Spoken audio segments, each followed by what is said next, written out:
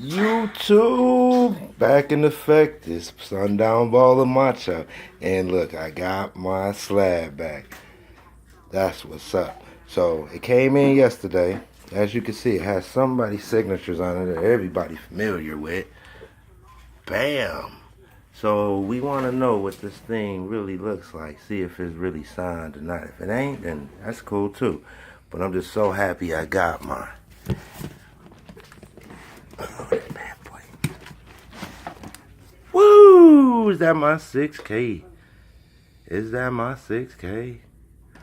Woo! Right there. Just like that. But I got something else. Now they was right about shipping. Look at there, guys. Oops. Look at there, guys.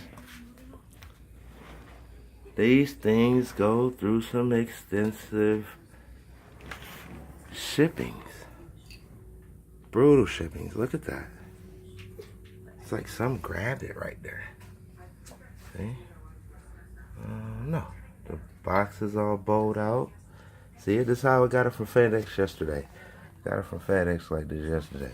So, and then another thing.